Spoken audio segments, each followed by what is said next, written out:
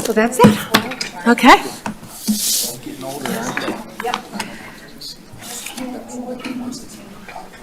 Oh, we do have green light. Mr. Waters Okay. is just finishing getting set up, but everybody could get situated. And I think we've lost our city manager temporarily. I still have a minute, let's see. But the light is green. That just means she's ready. It doesn't mean we have to go yet. 1 minute. Yeah, it's still 6:59.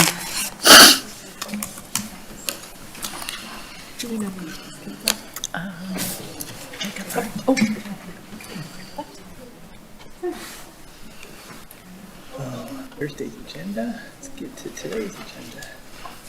Got it.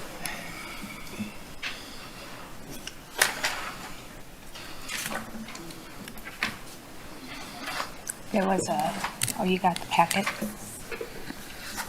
Ooh. Okay, we have the green lights, so I will call this meeting of the Lake Mills City Council to order for Tuesday, March 17th, 2026. We have our deputy clerk, Lisa Vincent, here tonight. Would you call the roll, please, Lisa? Ms. Curler? Here. Ms. Schmager? Here. Ms. Quidnow? Here. Mr. Coots? Here. Mr. Waters? Here. Thank you. Thank you. Please rise for the Pledge of Allegiance. Allegiance to the flag of the United States of America and to the republic for which it stands, one nation, under God, indivisible, with liberty and justice for all.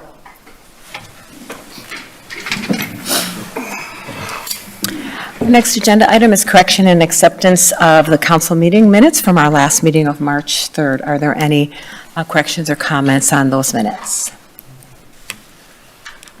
No, okay, seeing none, we'll accept those into our record. Next, we have meeting minutes from the Public Works Board in February and the Parks Board February meeting. Are there any comments from committee members or questions or corrections on those minutes? Okay, seeing none, we will also accept those into our record. So next is our public comment period. Individuals who have registered to speak are invited to address the council at this time. Please state your name and address when you're called upon to make your comments. No actions will be taken for items not listed on the agenda, and each speaker is limited to 3 minutes. So we've got our timer back working again.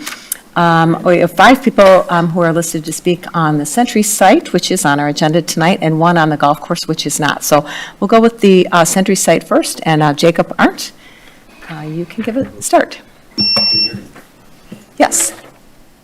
Is the green light on by your microphone there? Yeah. Okay. Okay.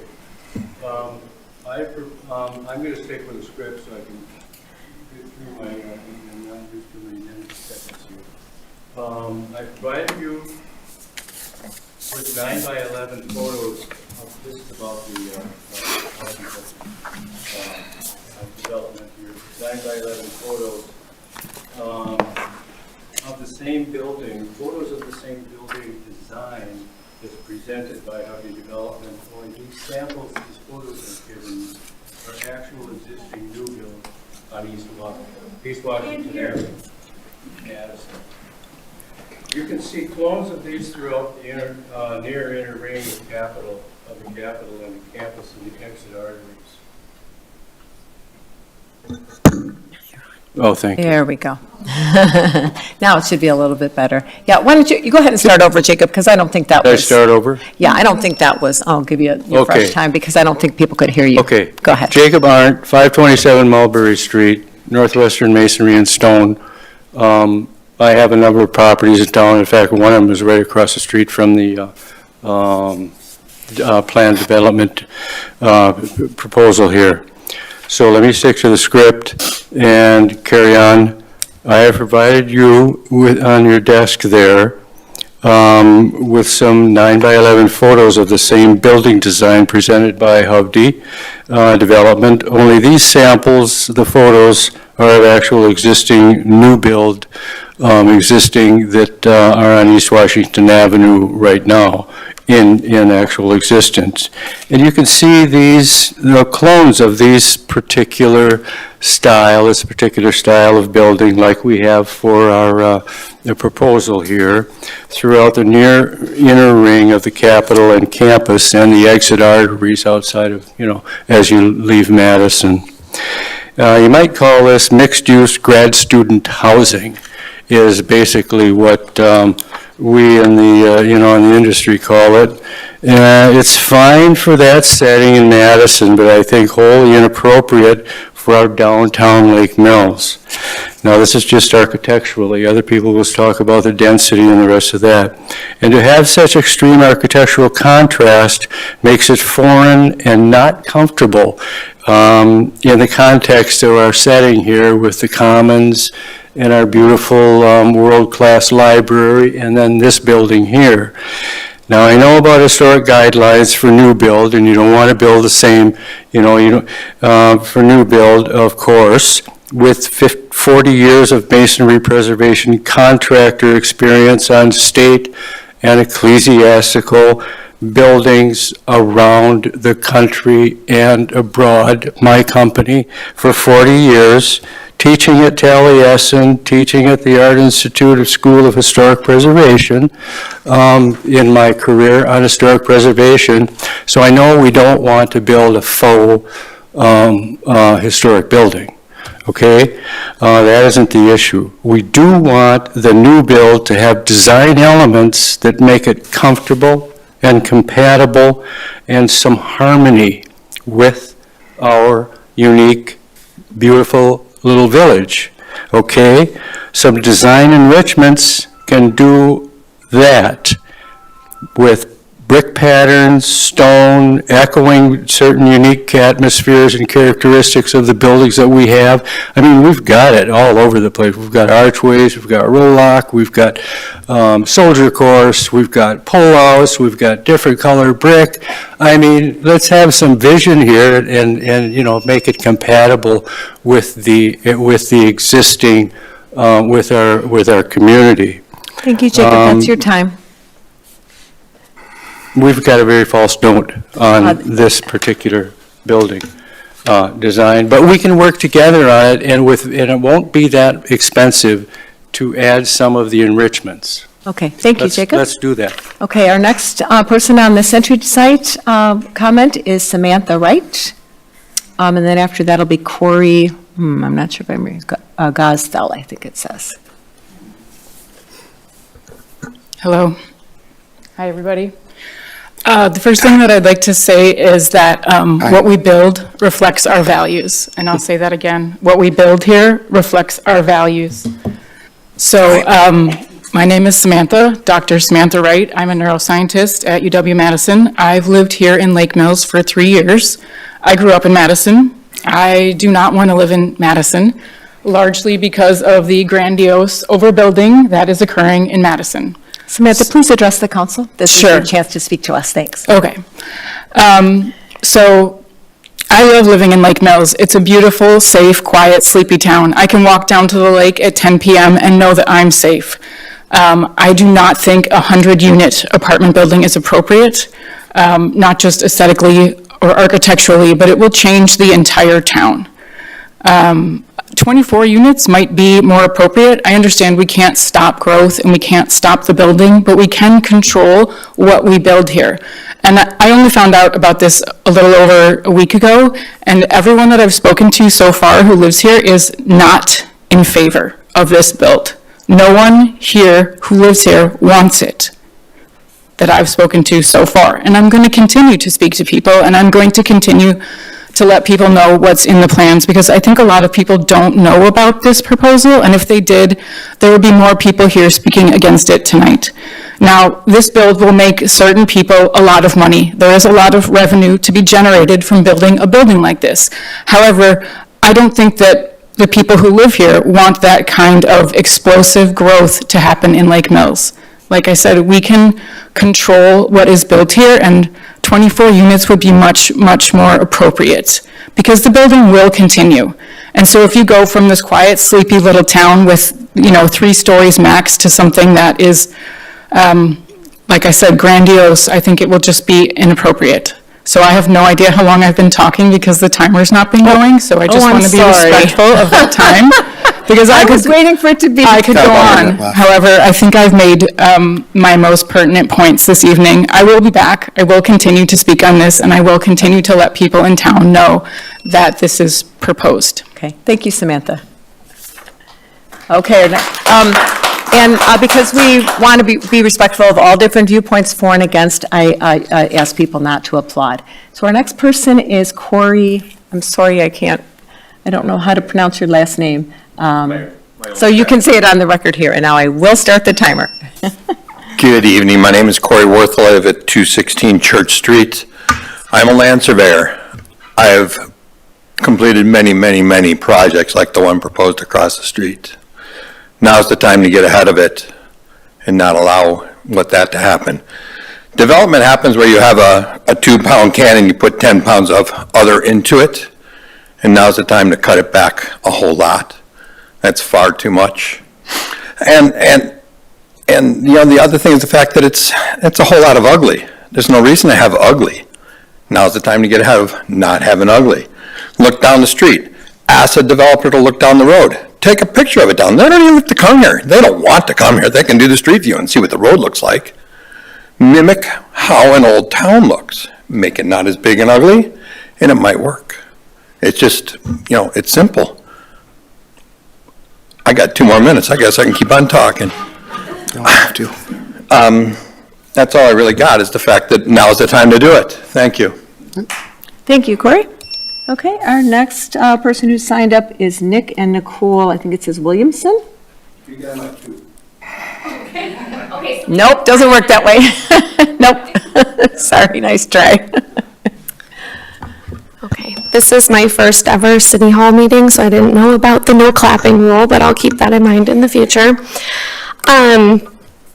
My name is Nicole. This is my husband, Nick. We are homeowners and we live on Water Street.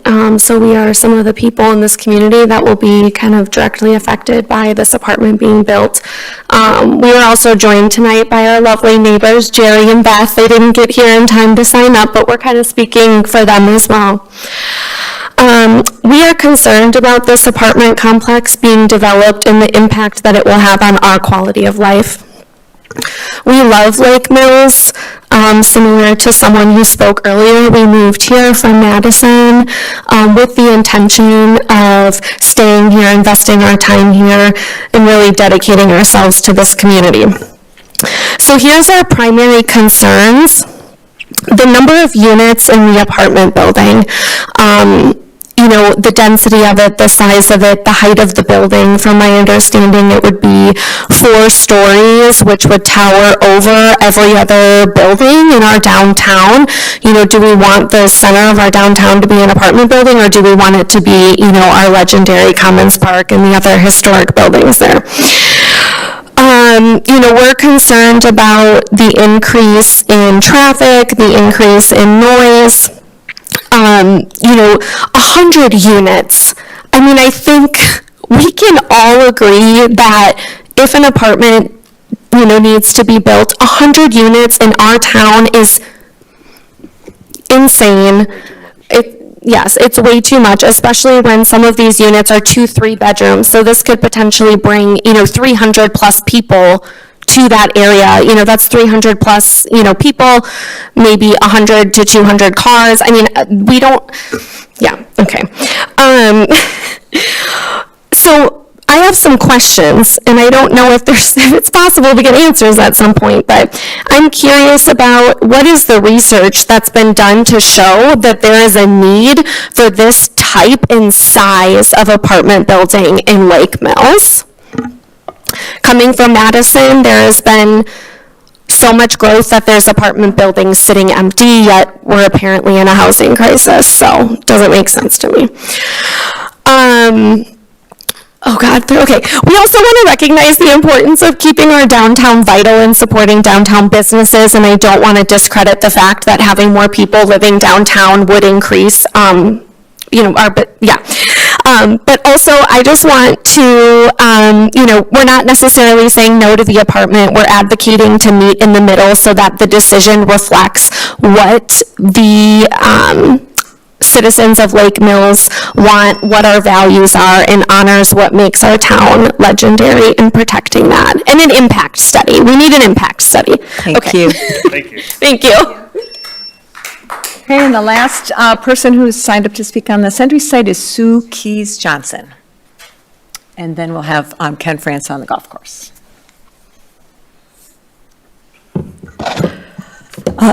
Good evening. I'm Sue Keys Johnson from 126 Fargo. I have concerns regarding the proposed development in the Sentry location as well, specifically the design, the size, and how it'll affect traffic. Getting up here isn't comfortable for me. It triggers my voice disorder, but I felt it's important to speak up on this. I feel that the proposed apartment design is representative of Hovde buildings that we see in bigger cities, specifically Madison, and not necessarily tailored to our small city. Some questions to revisit. This has already been said, but why does it need to be 4 stories? The tallest building in the downtown. Why does it need to be 100 units, of which majority are studio apartments? That sounds like college housing and not necessarily what our town needs. That sounds like potential transient situation. Are we able to make it more aesthetically and architecturally appealing versus industrial looking? How many additional cars does this add in a concentrated area, and how does it affect traffic? I agree. I think it sounds like an impact study is needed to see how this development will affect our city. Thank you. Thank you very much. Again, our last person signed up to speak is Ken France.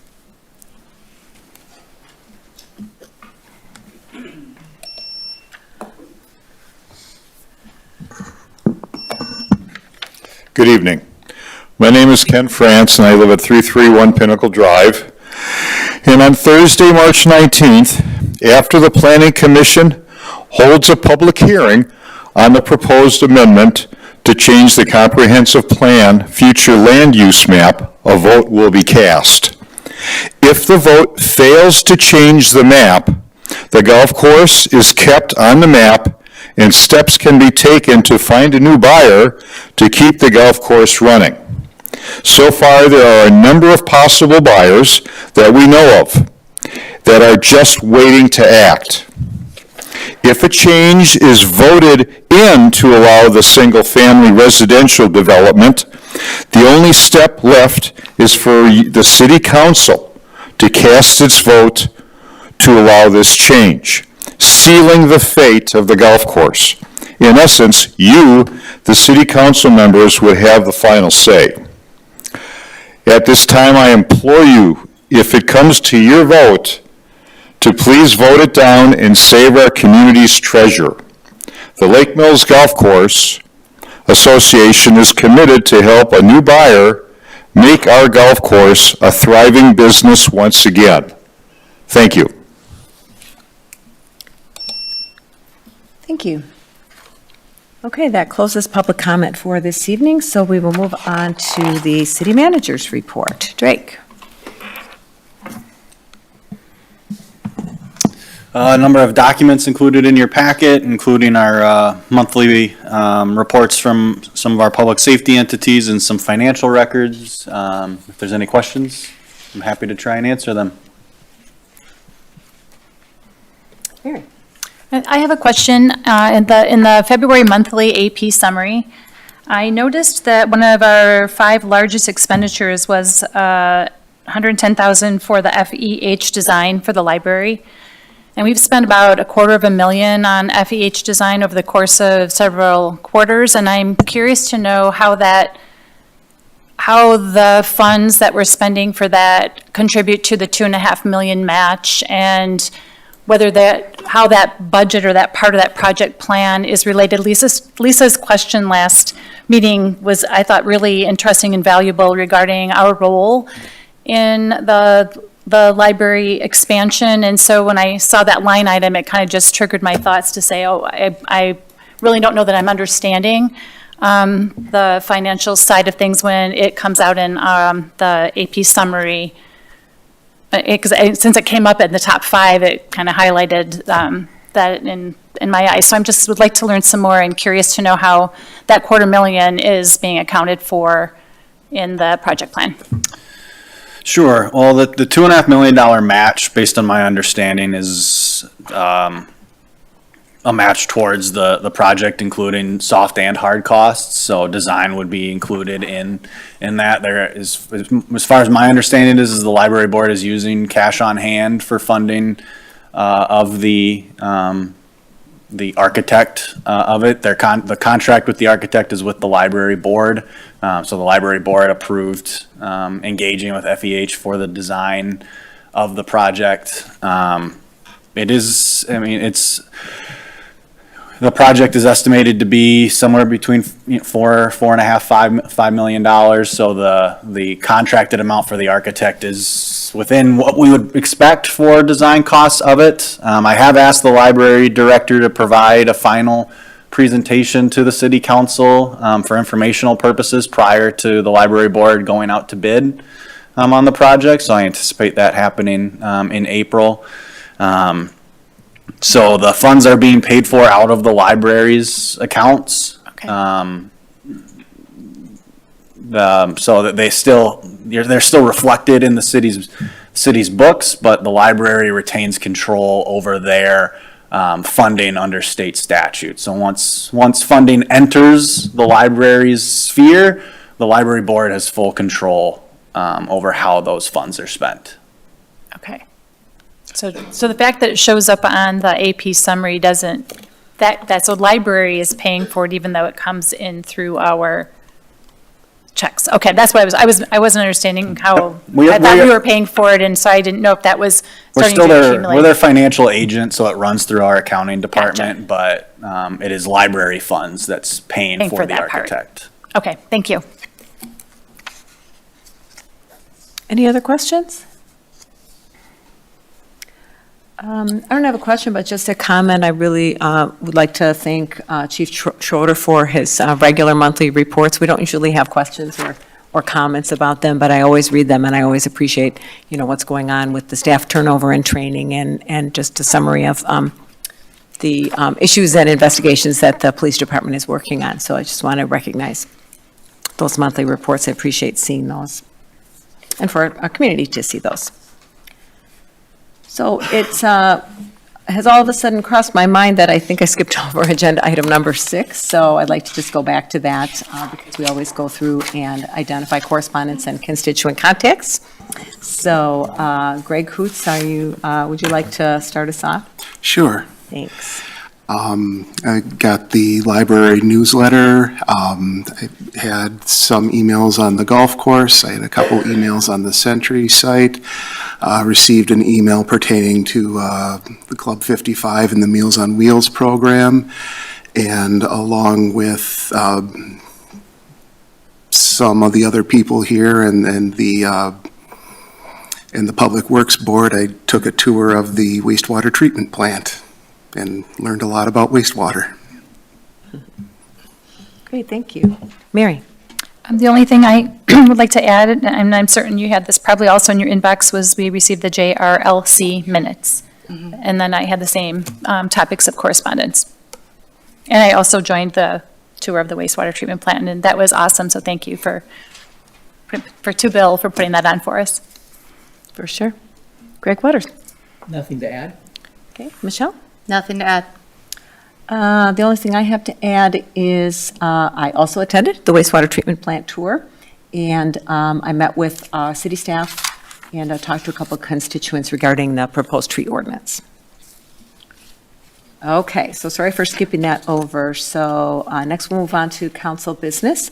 So our first item is a consent agenda. We have 3 items under that agenda, 2 license applications for Speedy 3 LLC and Resolution 26-13.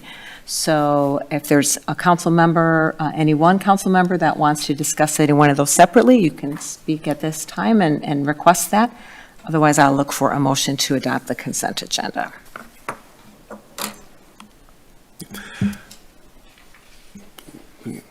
Make a motion to adopt the consent agenda. Second. Okay, we have a motion by Greg Coots and a second by Michelle Quidnow to adopt the consent agenda. So under these requirements, we have no discussion. So Lisa, would you please call the roll? Ms. Schmager? Aye. Ms. Quidnow? Aye. Mr. Coots? Aye. Mr. Waters? No. Ms. Curler? Aye. Motion passed 4-1. Thank you. Our next agenda item is Resolution 26-14, which is our Arbor Day proclamation. This is an annual declaration. We have a memo regarding that. So do we want to do a motion first, or shall I read the proclamation first? I don't know if anybody has a... I'll move to approve City Council Resolution 26-14. Second. Okay, so we have a motion by Greg Waters and a second by Mary Schmaker to adopt the Arbor Day proclamation. Is it requirement that I read it? It is not. Okay. It's pretty short, and I think we're talking about trees later in the agenda, so I think I will go ahead and read the Arbor Day proclamation.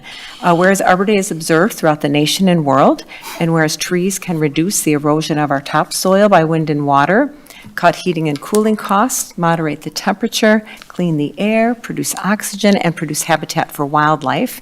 And whereas trees are a renewable resource that provide us paper, wood for our homes, fuel for our fires, and countless other products. And whereas trees in our city increase property values, enhance the economic vitality of business areas, and beautify our community. And whereas the City of Lake Mills has been recognized as a Tree City USA by the National Arbor Day Foundation for the past 33 consecutive years and desires to maintain this status. Now therefore be it resolved that the Lake Mills City Council does hereby proclaim the last Friday in April as Arbor Day in the city of Lake Mills, and we urge all citizens to support efforts to care for our trees and woodlands, support the city's community forestry program, and we urge all citizens to plant trees to promote the well-being of present and future generations. So that is our proclamation. Lisa, would you please call the roll on Resolution 26-14? Ms. Quidnow? Aye. Mr. Coots? Aye. Mr. Waters? Aye. Ms. Curler? Aye. Ms. Schmager? Aye. Motion passed 5-0. Thank you. Our next item is Resolution 26-15 regarding financial support to Club 55 Senior Center. Lisa, would you read that title of that resolution for us, please? City Council Resolution 26-15 approving financial assistance to the Club 55 Senior Center to host the Jefferson County ADRC Lake Mills Senior Nutrition Program. Thank you. So Drake, I'll ask you to maybe give a summary of this, and then I know we have representatives from Club 55 here who we can invite up to speak as well. Sure. First, I'll make a note. The memo and the resolution contained a mistake when it first went out. It referenced city council contingency. It should have stated unreserved fund balance. They are updated in your current packet. This was brought to my attention by the ADRC. They were unable to attend tonight, but the information included in the memo did come directly from them. The ADRC hosts a congregate meal in the Lake Mills Community Room during the week. And as a part of that program, they're required to provide nutritional education as part of the meal that they try and encourage seniors to eat in the space in which they serve them. So this isn't about any remote delivery of meals. And their ability to fund Meals on Wheels and delivery of meals is severely limited, and so this is a way for them to try and bring seniors into a gathering space, provide education as well as a meal during the week. The meal downstairs on average attracts 0 to 2 seniors on a daily basis, with most days having none attend. The ADRC is concerned that this lack of interest and engagement in the program threatens the future viability of the program. And in their conversations with seniors, seniors would prefer to be in a location in which there is other senior programming being provided. And so that's something that's keeping them from participating in the senior program at City Hall. They engaged, ADRC had conversations with Club 55, and Club 55 indicated that they would be able to, or they would be willing to take on the service at their location, which is the former Lake Mills EMS building. But that their ability to provide services is limited as they're an all-volunteer organization with limited funding as well. And so they had stated that they would need approximately $500 per month in order to make that, be able to take on that service. The ADRC has funding to provide nominal funding to cover some utility costs, typically in the amount of $25 to $50 per month. They do note that the other congregate meals in Jefferson County are hosted through senior centers, and they routinely see 25 or more senior participants in those congregate meals.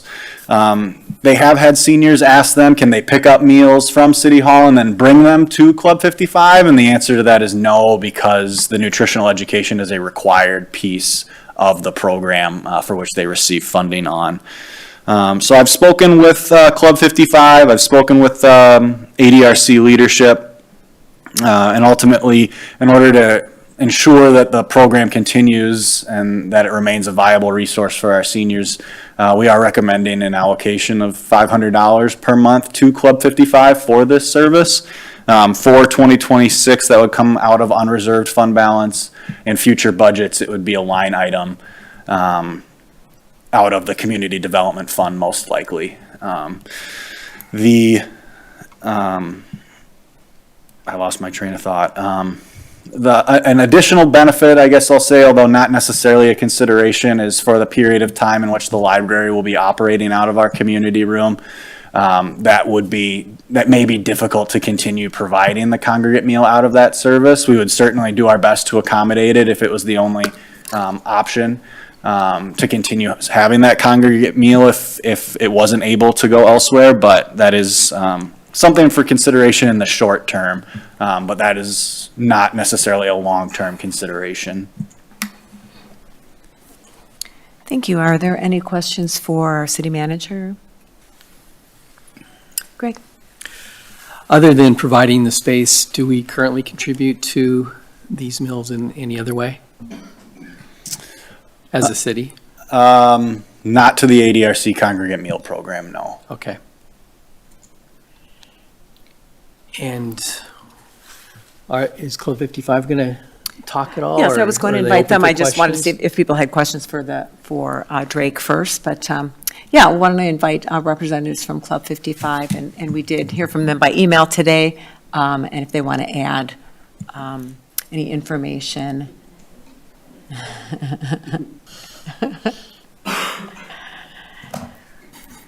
And Carol and Marianne, if you want to introduce yourselves, and then I will do that. I am Carol Burrows, and currently the president of our Club 55.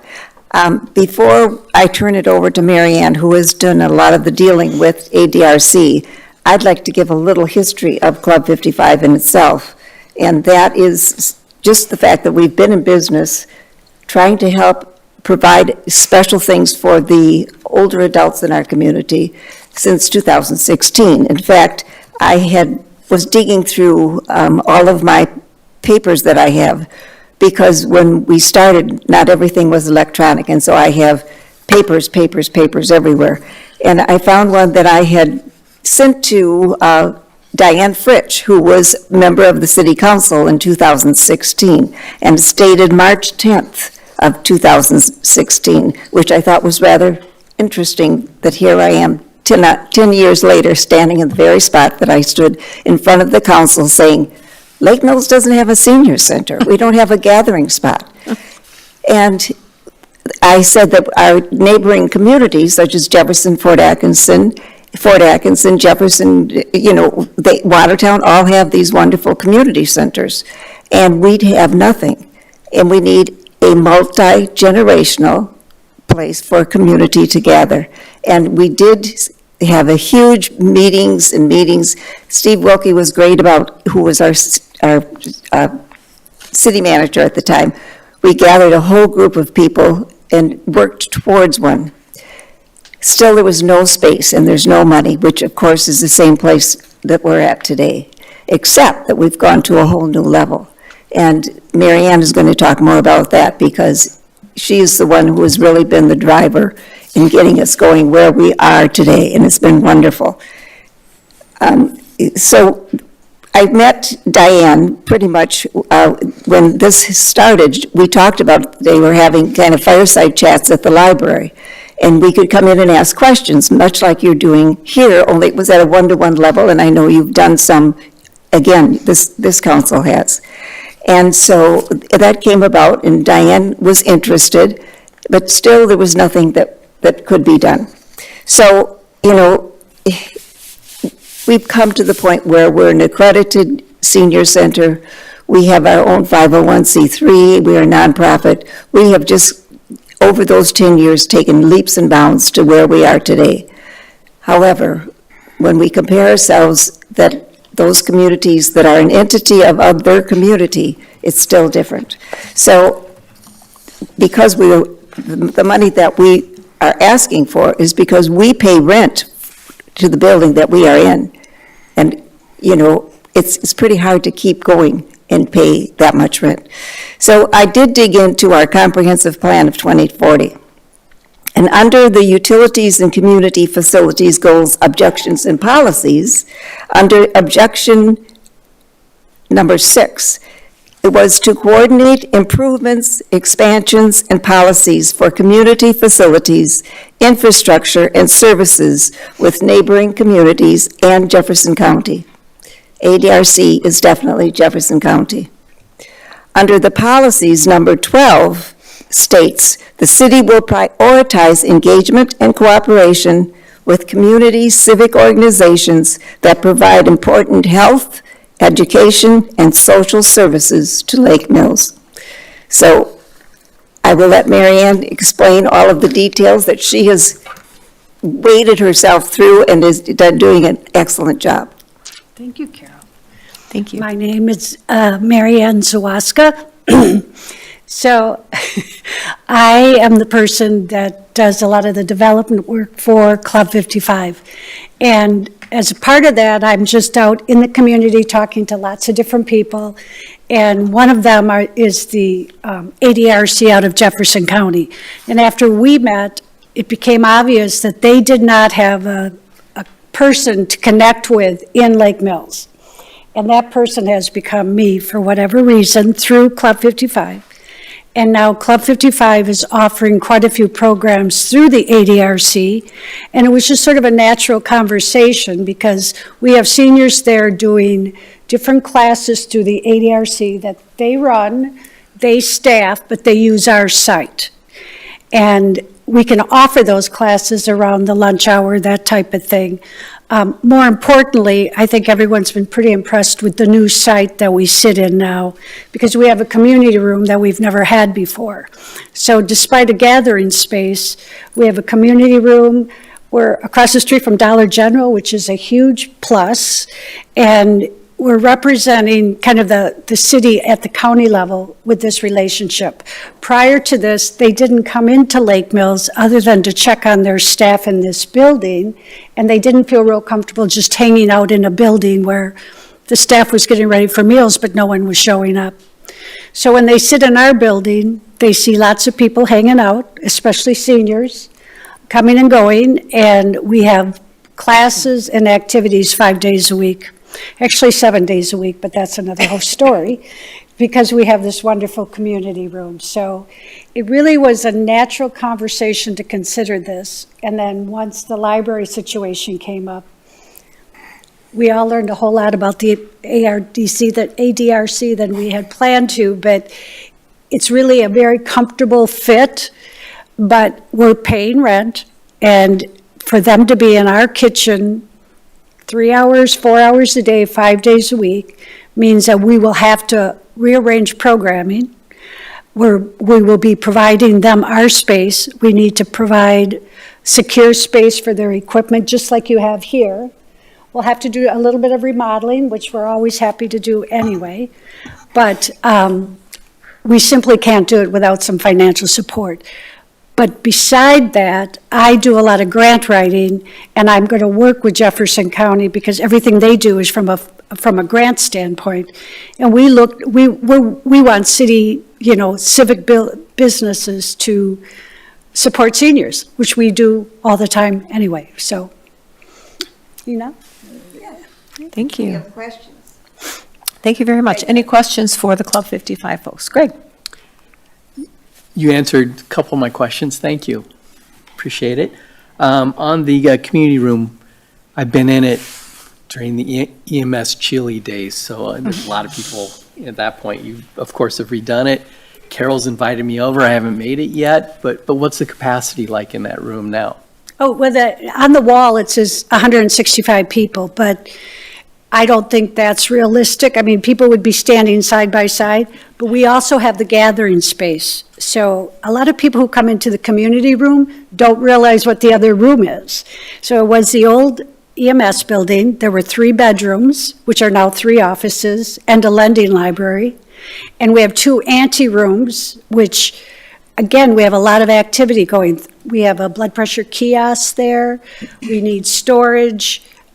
So if you open up the whole room, you can host 150 people, which we have been doing pretty routinely, especially with celebrations of life, which is interesting. But the gathering space, we're already looking at targets, and if we can get 12 people a day, we will be ecstatic, which will cut down on the Meals on Wheels, which is a more expensive cost. But we have the potential of hosting 100 people pretty easily. Fantastic. Thank you. I have a follow-up for the city staff on the city council funding. How much is left in that fund for the year? It'll actually come from unreserved fund balance. So the 26 budget didn't include any funding in council contingency. Unreserved fund balance is a healthy amount. I can't remember the exact number, but it's significant. That's fine. Thank you. It's well over 6,000, I think, so, Yes. which would be the annual for this, so.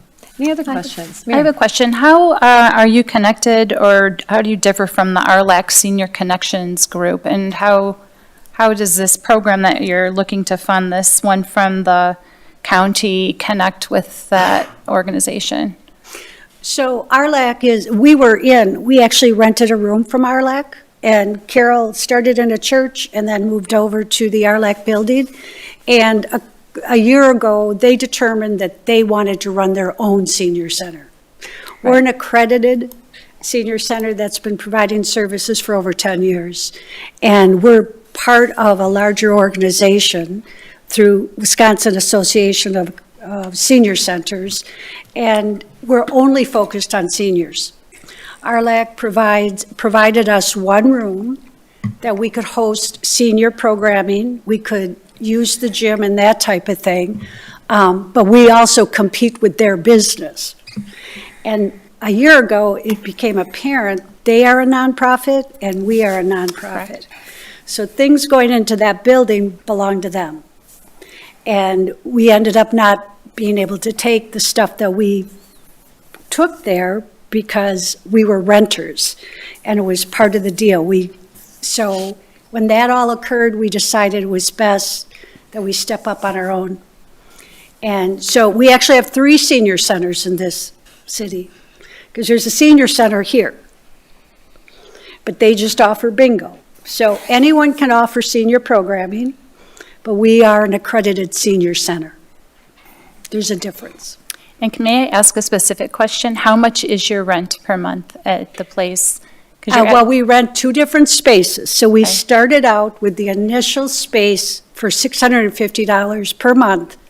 However, in-kind cost includes cleaning and basic maintenance.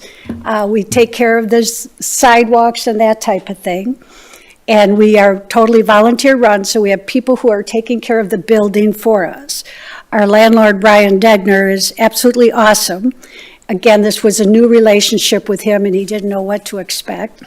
We took over management of the community room for him because he did not have time, and it wasn't being managed, and it wasn't being maintained like he anticipated. And because that worked out very well, he offered us the opportunity to rent that room for $650 per month. And that we can rent to offset our costs. Again, all of this takes time and people. So right now we're at $1,150. And in order to take on this, we're going to rent at least 2 of the offices so that Jefferson County has privacy and can lock up their stuff. And we're not going to be, we're not touching their kitchen stuff. We're not trying to do any of that. And we need to have space for them. So we'll be paying another $500 if it works. Thank you. Thank you. Any other questions for Mary Ann and Carol? Greg? I just want to thank Club 55 for bringing solutions for the seniors in our community. In our comprehensive plan, we noticed that there was a drop in population as we got to some of the senior ages. And as a council, we were concerned about that and wanted to see some positive things happen with the seniors. And I appreciate, I don't know how the vote's going to go, but I did want to reach out and say thank you for being a part of the solution and trying to find a fix for this problem. So thank you. Thank you. You know, I think the interesting part is that now that people do realize that the room in back, the community room, which was EMS and where many of the community meals were prepared, were brought there to open up for the whole community, and that kind of fizzled out when COVID hit, as did many other things. But there's really not a good venue in Lake Mills to have an event. You know, for a long time, those of us who've been here forever had Pine Knoll, and everything happened at Pine Knoll. Or, you know, sometimes a small thing at a church reception room. But it's amazing how many people are interested in renting that room. Well, probably because it's the best deal in town at the moment. Well, that too. Now that we're realizing, and again, we're looking forward to that in the future because, again, thank you for noticing the senior center, but it's really intergenerational. It is. Because we're not limited by who can come into the building because we're in control of the whole building now. So we're seeing families, we're seeing lots of birthday parties, we're seeing celebrations of life, that type of thing. And during the week, you know, it's mostly seniors. So I think this is just all going to have a synergy that. But our goal was really, when we decided this is what was happening now, is more community outreach. And I think we've proven that we are capable of doing that. Mary Ann, I just have a follow-up question. You made reference to wanting to see, you know, how this would go and how many attendees you might start to have. So are you planning to just sort of, once this program would get started, then you would just be tracking that on a daily, weekly basis and trying to evaluate how it's going? They have to for their grant. So they're already doing that. Okay. And there's a very good chance if the numbers don't come up, you know, they would distribute that money otherwise. They have 5 senior centers that they work through. But one of the big deals, and I think the thing that caught their attention is we have quite a few senior members who are Meal on Wheel drivers. So we have Shirley, who's been a Meal on Wheels driver for 50 plus years. And her mother was a Meals on Wheels driver prior to that. And Rebecca didn't know that from the ADRC. And we have all kinds of people coming into our building saying, oh, well, I'm driving this week. Well, we're going to start a meal community where they can come in and order lunch and then drive their meals and come back and have lunch. So already I'm sort of ahead of the game knowing that I can increase that attendance almost instantly. And they're thrilled because when they come here, they just sort of stand in the hall and wait for their things to come. Now they get coffee, often treats, thank you, Carol. And we have just a whole different atmosphere, I think. So just start there, and with all of our card players and Rotary people who come in early for coffee, for communication, they may have people that they know that could use this sort of meal. So it's, you know, it's a true community. Well, and the blood pressure kiosk Oh, yeah. helps a great deal, because it's really, it was wonderful to team up with the American Heart Association, and that, there again, is Mary Ann's connections. Great, I have thank a you. heart. And Drake, I had, I guess, just a follow-up question for you. So the resolution says we would use unreserved fund balance to provide $500 a month. It doesn't give an end point, and I'm just wondering, I think you mentioned that we would likely, you know, look at this in the budget and have it come out of a fund. Could we get some data when we're, you know, reviewing our budget in the fall to see how this investment is, you know, paying, how it's working? I'm sure ADRC would provide that to Okay, us. okay. I think that would be helpful, because then we may, you know, it would help us to know how long, you know, we may want to continue this. I have a question. Yeah, Michelle? I have a question for all of us. Is $6,000 a year really that big of a deal? When we think about the kind of impact that this is going to have over a course of time, I really think that since we could not provide a location, they took it upon themselves to figure it out. They've taken it upon themselves to figure out all of the solutions that we couldn't figure out on our own because of our own barriers. And now they're asking for $500 a month, so $600 a year. And in the grand scheme of our budget, it is minuscule. So in my opinion, I'm not sure how you all are going to vote, but I'm definitely going to vote yes, because I know how much of an impact these people have on this community for now and for the future. So you got my vote. Thank you. Mary? Well, so I think of things a little bit differently. And so when I think of having a 501c3 asking us for a contribution and learning about a particular program, we have other 501c3, so I'm thinking of it more from a business perspective. I 100% feel that a congregate meal program dining program is absolutely essential. I feel that I have felt confused, and I still am confused. I didn't know there were 3 senior, I only thought there were 2 senior supporting areas here. That are seniors maybe don't have the robust kind of focus that other cities have, so recognize that. But I am worried that, I shouldn't say worried, concerned or questioning whether what we're really looking at is more of a cost-sharing plan or program with this particular entity versus it being a supporting of a particular meal program. I don't know what the demand is on the meal program. People haven't been wanting or interested in the nutritional requirement to get the food. That's what I'm hearing. They want the food. That's what I read in the memo. They want their food, but they wanted to bring it back to Club 55, but they weren't allowed to do so because they needed to do the nutritional programming side. So there isn't a demand or a need. And so there's an element of the ask, and this is going to come across quite direct, but it's like we're providing free food for Club 55 members. And I know Club 55 are seniors, but I also know there are seniors who aren't a part of that particular, your particular group. And so I'm trying to, in my head, think through the equity of all of those folks who deserve these meals, who aren't a part of the Club 55, and will they feel welcome and able to come and be a part of this program if they haven't. Yeah, I know, I'm just trying to sort through this because it was just trying to think through all of the consequences. I know $500 isn't a lot of money, but I'm thinking through, and then is it evergreen? Does it keep going? And so then the city has taken this on as a formal year-on-year request. And that's why I was just trying to wrap my head around all those different aspects. So I think a good clarification, very, very good point.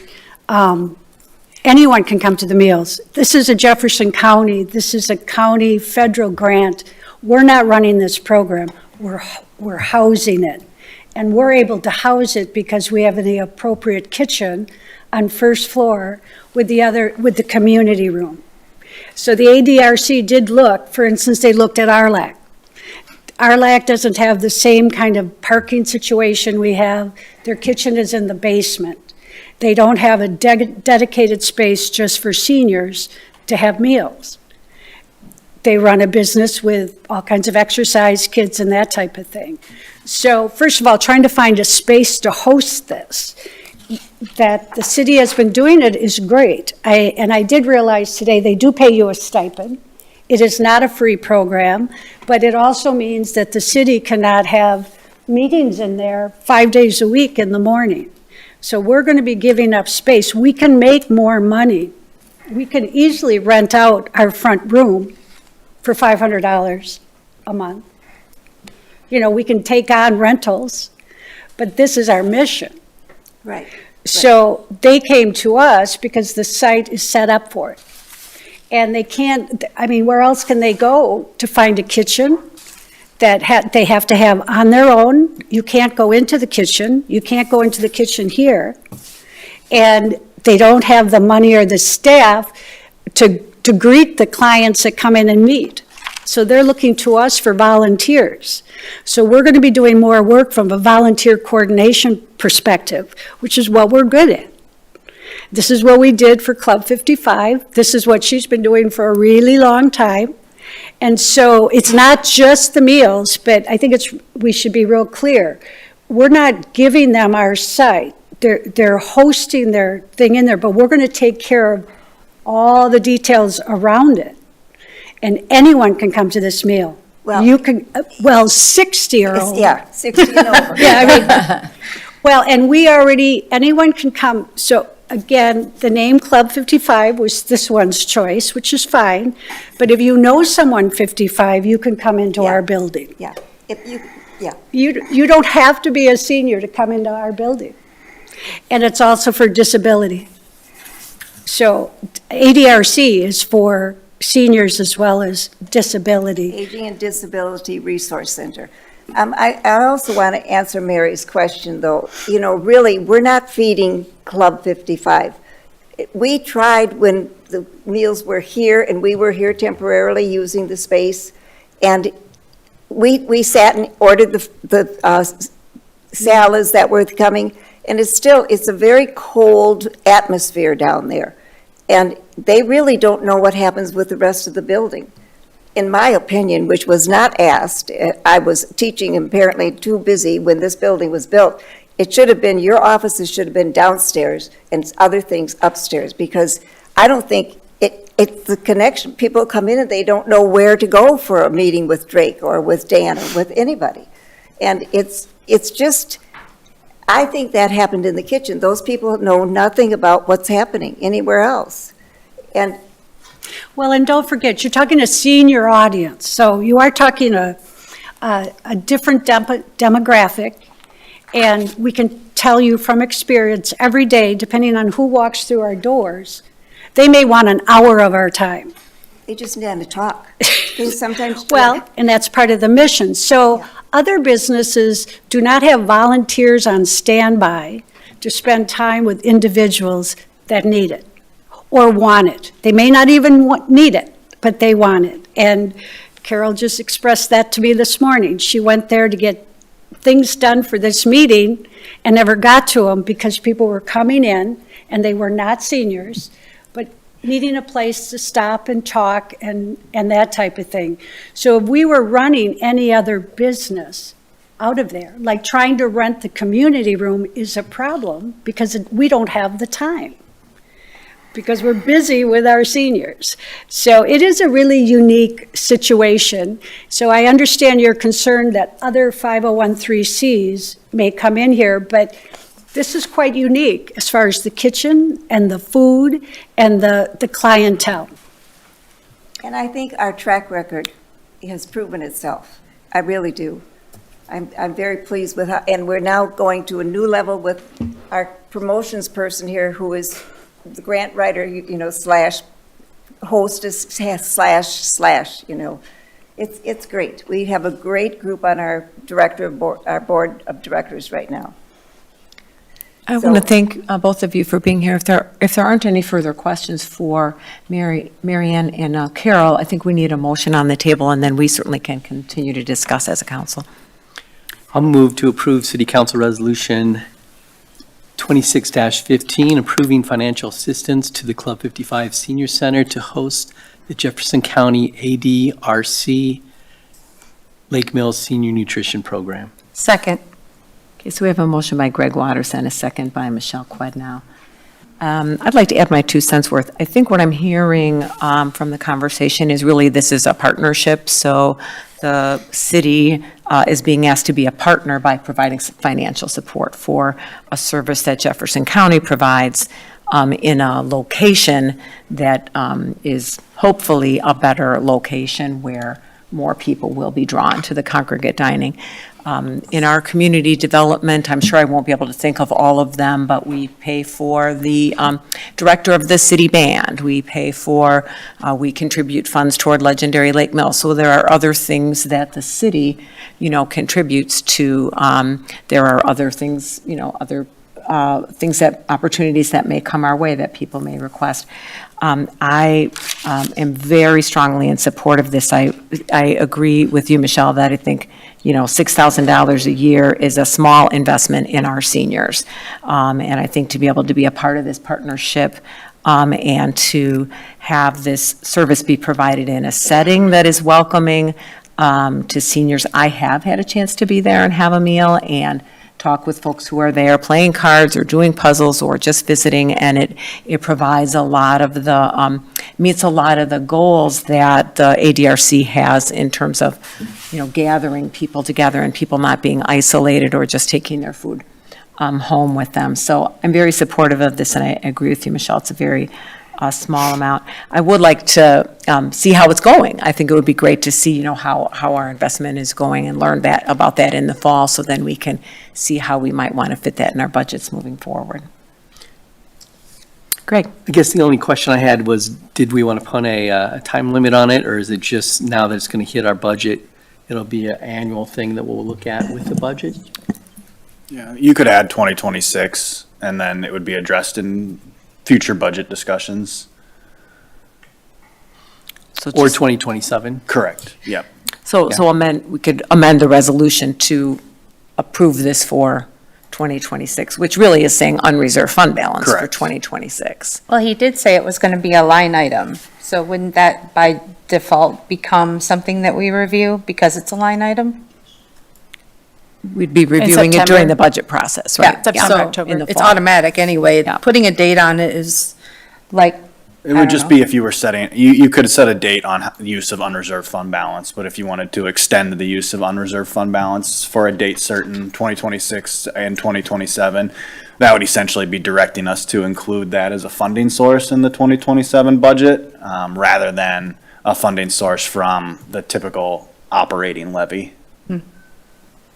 I would like to see the participation rates and then make the decision whether it becomes a line item. So how will would we need to change something would we need to date per Greg's comment, to put some time box in the, Could we just amend the last sentence of the resolution to say for 2026? Yes. Okay, I propose we amend Resolution 26-15 to add the phrase for 2026 to the end of the resolution. Is that a motion to amend? That's a motion, sorry. a second? Okay, can we have any discussion on the amendment? Lisa, can you call the roll on the amendment? Mr. Coots? This is to the amendment? Yes. No. Mr. Waters? Aye. Ms. Garler? Aye. Ms. Schmager? Aye. Ms. Quidnow? no, Motion passed 3-2. Okay, so we have a Resolution 26-15 as amended to add the phrase for 2026. Any further discussion? Okay, Lisa, would you please call the roll on Resolution 26-15 as amended? Mr. Waters? Aye. Ms. Garler? Aye. Ms. Schmager? Aye. Ms. Quidnow? aye. Mr. Coots? Aye. Motion passed 5-0. Thank you.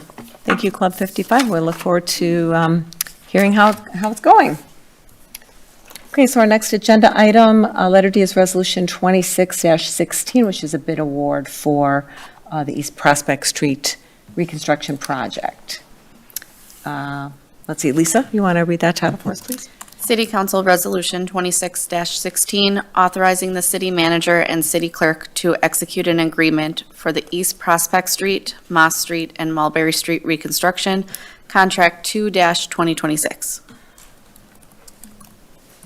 Thank you. Can we maybe have the staff report first? Sure. We received 4 bids on the project. The responsible low bidder was Copland and Canas.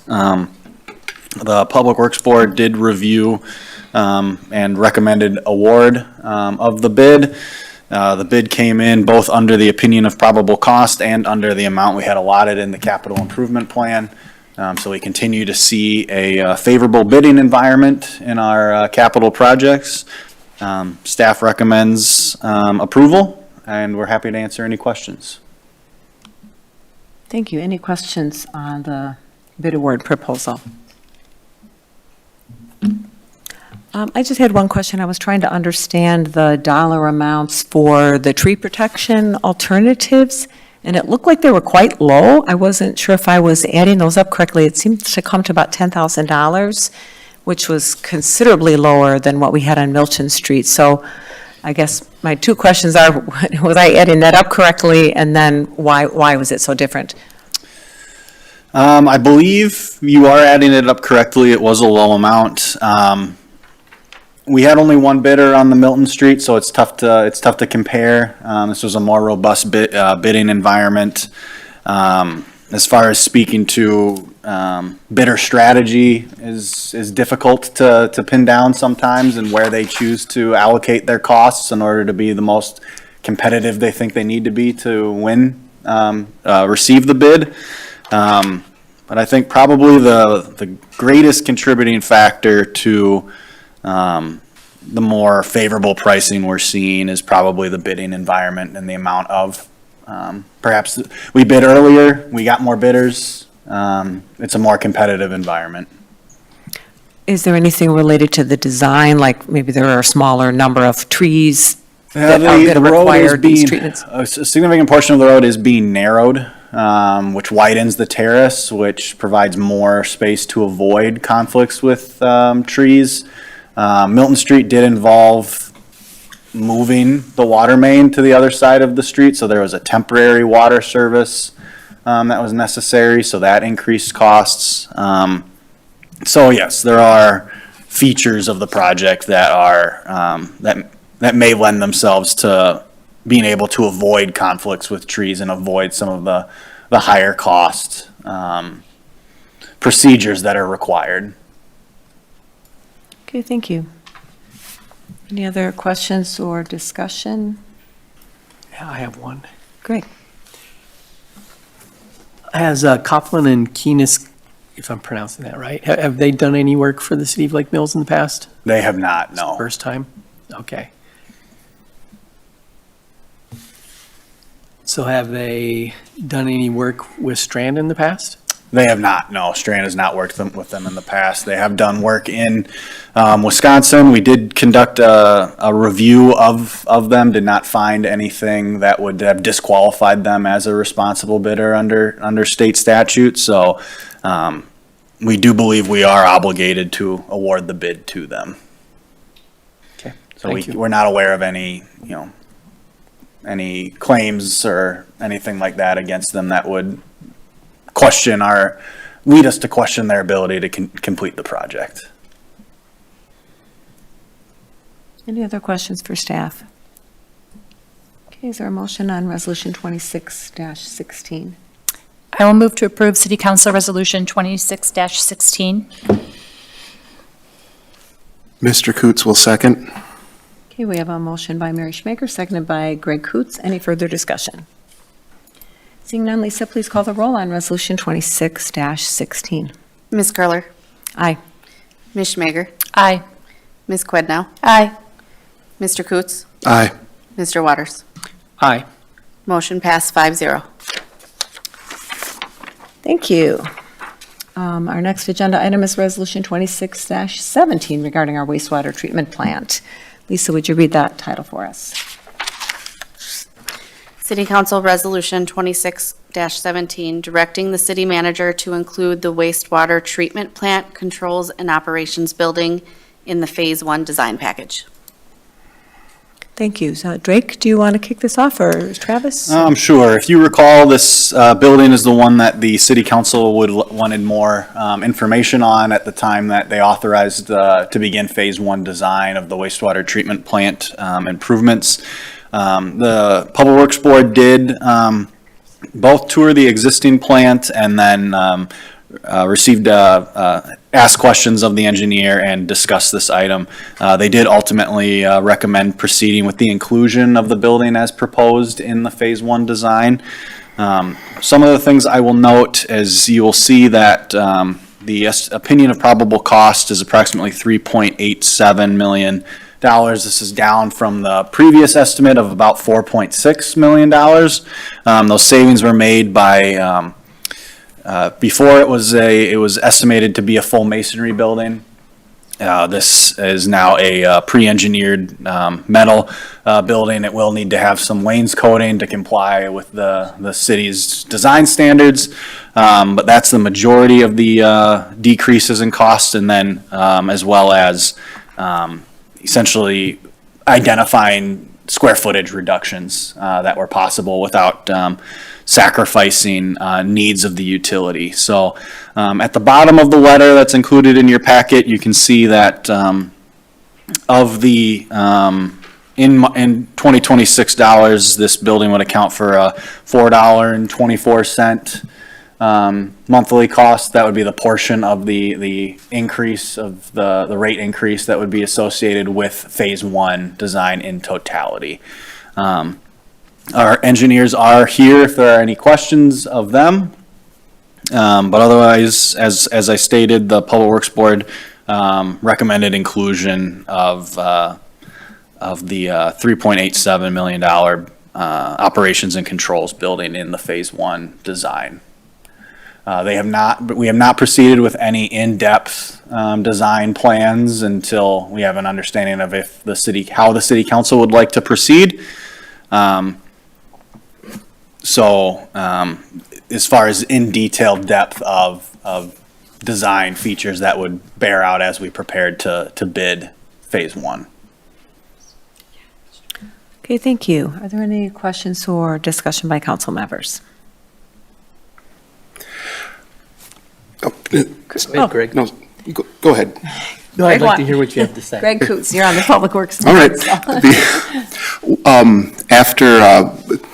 After touring the building, one thing I said at the Public Works meeting, and it was very evident to me throughout the whole tour, is that we're blessed to have the staff that we have, and the staff that works out of the current building clearly takes great pride in their work, and that includes taking great care of the building and being good stewards of what is there.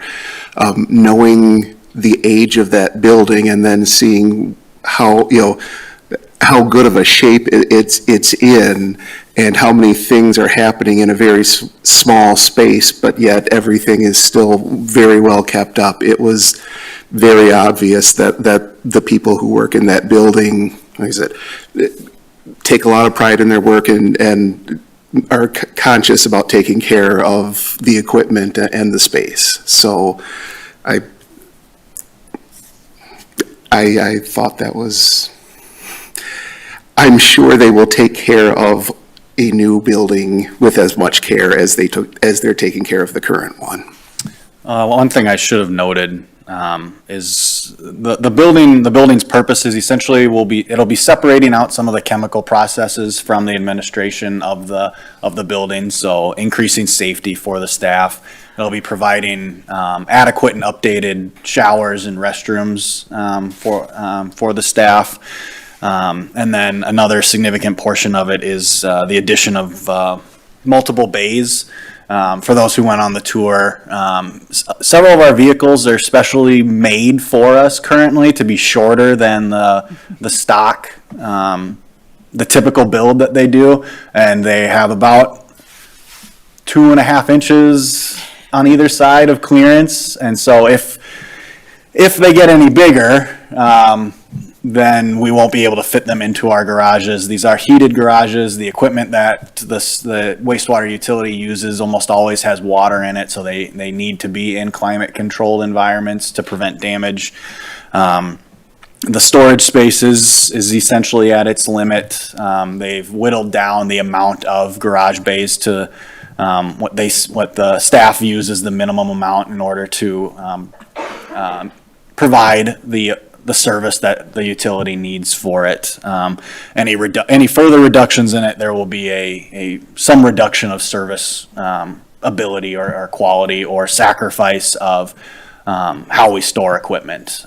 So those are kind of the highlights of why staff believes that the operations and controls building is necessary. So I'll leave it at that. Greg Waters? I just wanted to thank staff and Strand for taking another look at this, and I know the council was a little critical and wanted a review of this process, and thanks for going through that, and the result of pulling back some of the cost is nice to see as well. So thank you for the effort there. Any other questions or comments? I echo Greg's comment.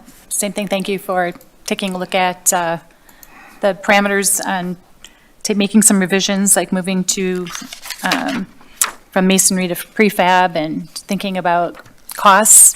I too really appreciated the tour, and I super support in a new building. You can see it's well kept up, but could use some modernization. The lab in particular was super well organized, very impressed, but I can see as things get more complicated in the environment and more testing protocols are required or things of that nature, I just think doing it in a facility that can handle the growth of the city, but also the changes going on, I think is going to be really important. So again, appreciate the efforts in revising to skinny down the cost a bit, but still keep the important parameters in place. Thanks. I'll also echo my experience on the tour. It's one thing to have Travis or Drake explain to us that, the current building is cramped and the equipment is a tight fit, but to see it's really cramped. And just even going on the tour, those of us as participants to go between some of the equipment and thinking about, these are, hundreds of thousands of dollars valued pieces of equipment, and somebody driving that in and fitting it in a space where there's only like 2 inches to give, it would be nerve-wracking. And to work safely, thank you for reminding us about separating out the chemical processes, because that's a really important staff safety, but just the like tripping over things that are on the floor, as organized as you might try to make all the storage, the workspace, it's just not, sufficient for staff to safely work and for all of the valuable equipment and processes that we have there. So I'm very much in favor of including this building in Phase 1. I think it's essential for our staff and for our equipment. It's an investment. It's going to add to the increase in the utility cost, but I think it's an investment that's going to last us for a long time. Okay, any other discussion? Otherwise, we need a motion. I would make a motion to approve Resolution 2617. Second. Okay, we have a motion by Greg Kutz and a second by Michelle Quednow. Any further comments or discussion? Seeing none, Lisa, please call the roll on Resolution 26-17. Ms. Schmager? Aye. Ms. Quednow? Aye. Mr. Coots? Aye. Mr. Waters? Aye. Ms. Curler? Aye. Motion passed 5-0. And thank you again, Travis, and to your team for working on bringing the cost down. Appreciate it. Okay, our next agenda item is Ordinance 1288. This is a zoning amendment for Hovde Properties, and tonight is the second reading. So Lisa, would you please do that second reading for us? Ordinance 1288, amending City of Lake Mills Ordinance 660-44, subsection A, official zoning map, City of Lake Mills, Wisconsin. Address 105 South Madison Street, 204 East Lake Street, 203 Water Street, 209 Water Street, and 223 Water Street. Parcel identification number 246-0713-1300-016, 017, 018, 037, 038, and 039. Owner, Gunlack Properties. Petitioner, Hovde Properties. Thank you. So that's the second reading this evening. Every ordinance has 3 readings, so we will not be voting on this evening. That will carry over to our next agenda. Are there any, is there any discussion or questions that council members have this evening? Drake, any updates that you want to share? No, ma'am. Okay. Well, appreciate all the public comment on this, and so this will be moved forward to our next council meeting's agenda for the 3rd reading. Okay, our next agenda item is ordinance 1289 regarding trees, and this is also the second reading. So Lisa, would you do the second reading for ordinance 1289?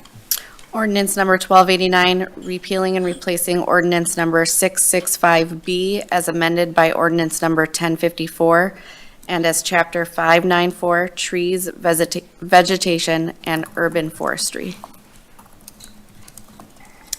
Thank you. So Greg Waters, you weren't able to participate last time, but we did bring up some questions about what you're proposing, what's behind the proposal, so I wanted to give you the opportunity to summarize the ordinance that you're bringing forward. Sure. I wasn't able to participate in the meeting, but I was able to listen, and Mr. Daly did a fantastic job outlining the proposal and the questions. Actually, this is an action. It started with citizens that were concerned about the way that trees were being handled when new road construction was happening. So the City Council decided to put an ad hoc committee together with citizens of the City of Lake Mills to review the city trees. And the recommendation, they met for about a year, and the recommendation back to us was proposed about a year ago. I think it was almost this meeting a year ago. And concerns were, we basically took their suggestions, and the concerns that council had was related to the heritage trees. There was 2 sets of heritage trees. There was the public and the private trees. And feedback from council was that that we should take the private out of there and keep the public in. So the public has been removed from this ordinance or this revision. So The private, the private's been removed, and it is public. So Mr. Daly, I think Lisa and I met with him at one point, and he helped us revise it and come back with a proposal. And after reviewing that, I did tweak it a little bit more, because I thought some of the reporting, there's 2 different types of city trees. You have the ones that are in the parks, and then you have the ones that are in the tree lawns. So I divided that out, where the parks would report back to the Parks Department, and the tree lawns would report back more to the Public Works. So that's been revised as well. And Dan massaged that and did a great job with helping on that as well. So this is the finished product at this point. So this is what's in front of us today. So it really isn't my proposal. There's been a lot of people involved in the process, but I've been kind of helping to tweak and get it to where it is today. So, any questions? Any questions for Greg? So I have been doing a little research since our conversation at our last meeting, because one of the things I wanted to understand is, what would be the time commitment and the responsibilities for our staff on the Heritage Tree Program piece. Okay. And I really like the idea of the Heritage Tree Program. I think it's just such a good way, not just to preserve our most special mature trees, which is a big part of why the committee was gathering, but also just to raise awareness and appreciation for the value of our whole urban forest, not just the mature trees. So I had a chance to meet with staff and last week and talked with our arborist, Andrew in particular, and the way the criteria are written in this, in the draft ordinance based on the size and the age and so the DBH and the age, approximately 40% of the public trees, in his estimation, would qualify. And the way that it's written, it kind of sounds like they all automatically would be heritage trees. And then I thought, okay, well, that's not what I was thinking it would be, that it would be such a large, volume. We have, over 4,000 public trees in Lake Mills, so I wasn't thinking that it would be that volume. And Drake happened to mention that the committee based their original proposal on the Village of Cottage Grove ordinance. So I looked up the Village of Cottage Grove ordinance, and it's very similar, language to what we have proposed here. And I called their forester. They've had that ordinance on their books for about 30 years, so it was before his time there. They have one heritage tree designated in Cottage Grove, and it's in one of their public parks. It's a very large, he said it's a 40-inch DBH white oak, and they've been talking about possibly, adding a few more.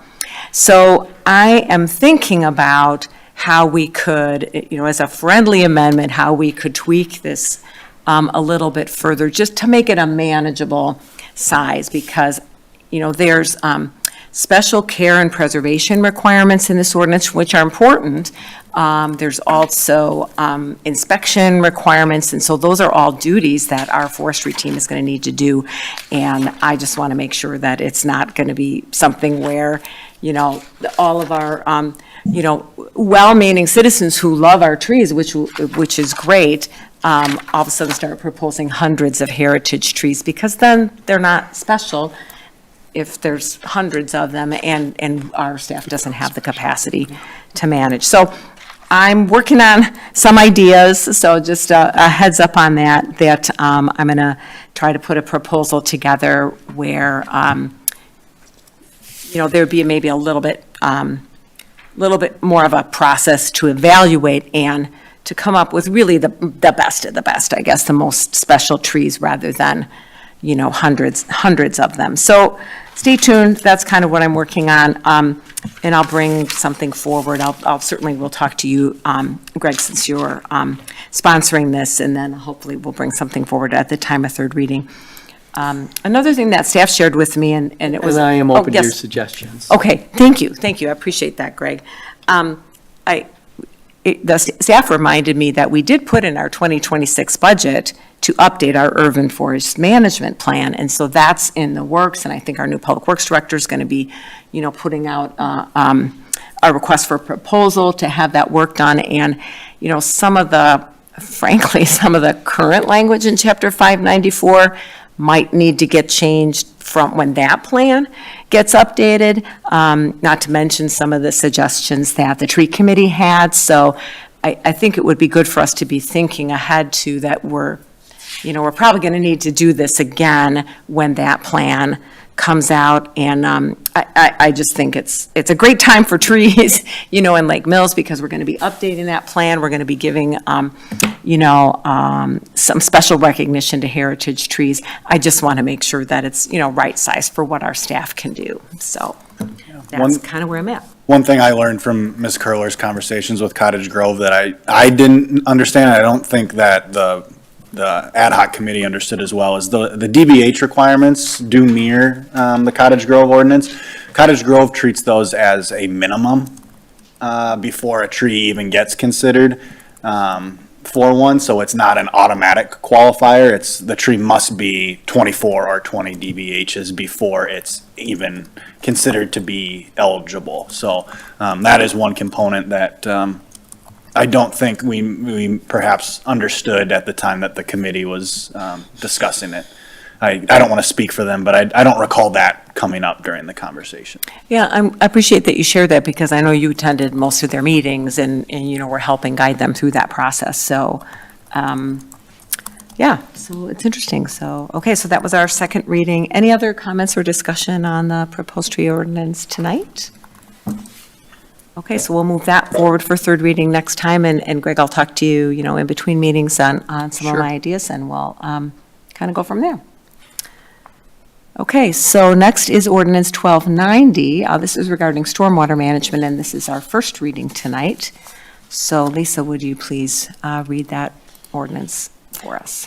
Ordinance 1290, repealing ordinance number 824B, stormwater regulations, codified as Chapter 565, stormwater management, and replacing with Chapter 565, construction site erosion and sediment control, and creating Chapter 566, post-construction stormwater management. Thank you. So I think I said read the entire ordinance, but it's quite a few pages, so I don't think you want to do that. Drake, you want to introduce this for us? Sure. This is something that I had asked Strand to begin working on. Our current stormwater ordinance has been in place, was instituted around the year 2000 and has not been updated since. It is outdated. It's not consistent with surrounding communities or current standards and industry accepted regulations. And so I had asked them to take a look at this and try and modernize it to make us more in line with neighboring communities and a more realistic and modern code. And so they are here tonight to kind of walk you through the technical aspects of it, but that is where this stemmed from. I had asked Strand to take a look at this because it has been 25, 26 years now since our stormwater ordinance, our administrative rule was looked at. The administrative rule, so the city does not operate a stormwater utility, however, we do operate a stormwater system. The city of Lake Mills does so through the adoption of an administrative rule, which sets the requirements and regulations for which development has to follow. The Public Works Board did receive the same presentation that you're about to receive, and they did recommend adoption of the ordinance. So with that, if the chair is amenable, I will ask our engineer to get to his presentation. Yeah, please do. Welcome, Dan.